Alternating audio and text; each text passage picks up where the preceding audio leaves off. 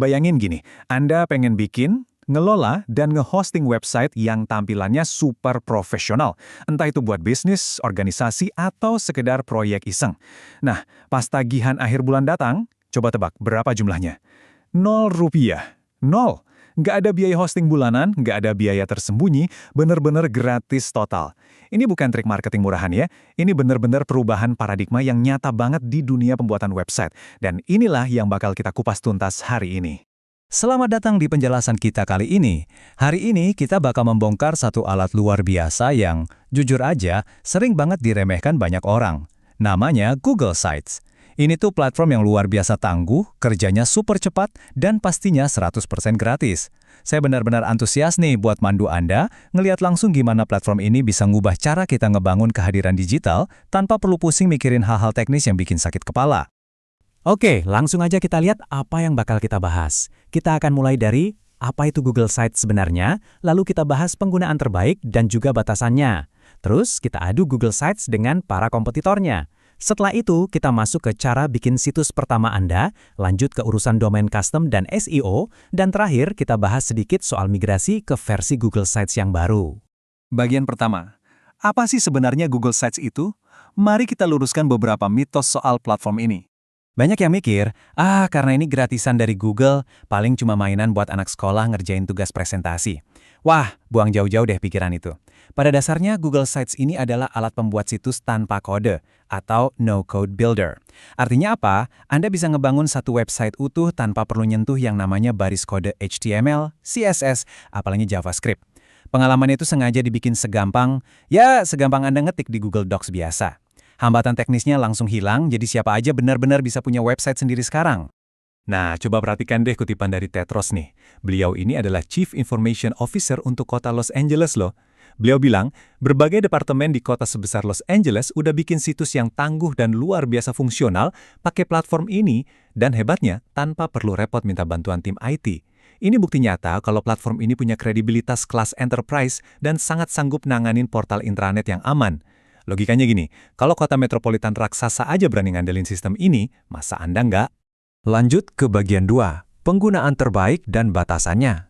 Di sini kita bakal bahas fakta sejujurnya tanpa ditutup-tutupi. Gini, biar adil, Anda juga harus paham betul apa yang nggak bisa dilakuin sama Google Sites.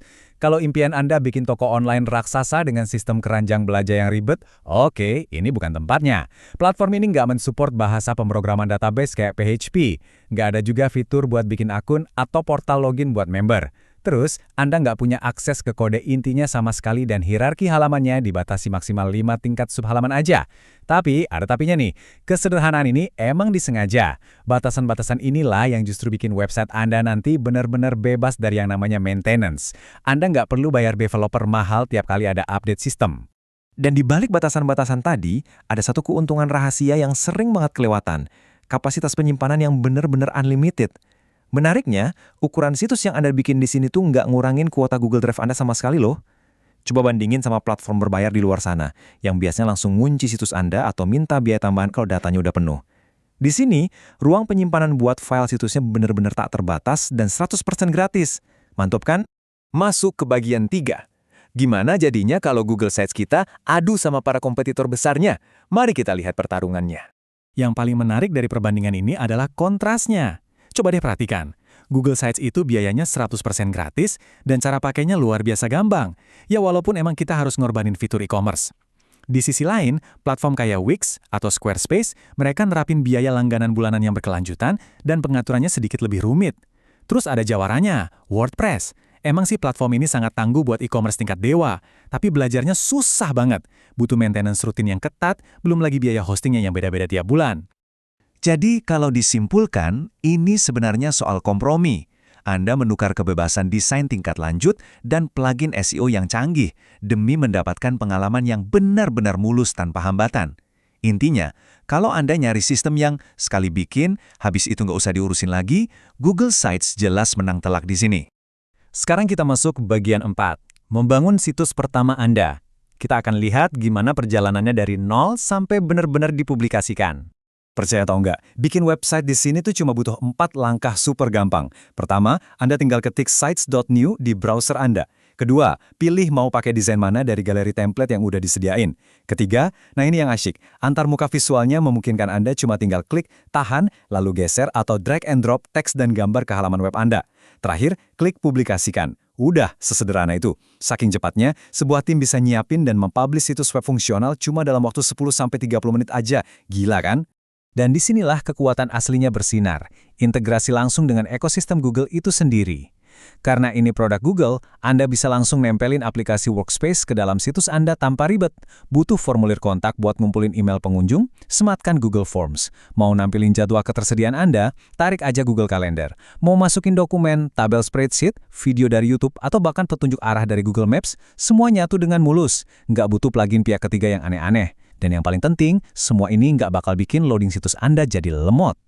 Lanjut ke bagian 5, kita bicara soal domain custom dan SEO, alias gimana caranya biar situs Anda kelihatan pro banget.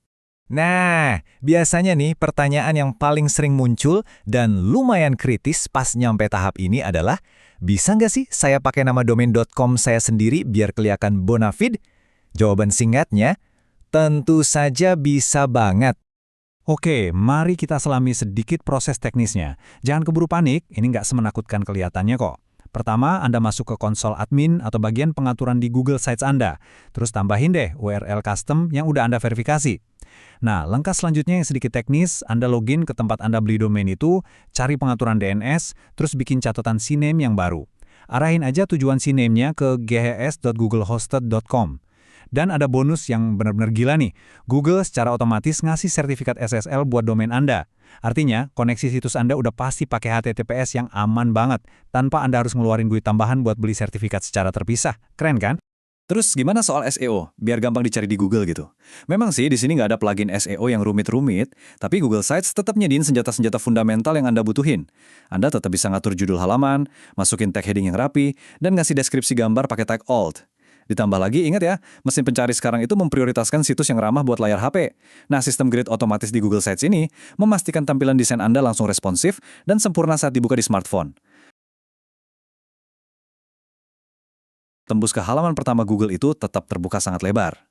Bagian 6, pindah ke situs baru. Ini tentang gimana mengamankan masa depan website Anda ke depannya.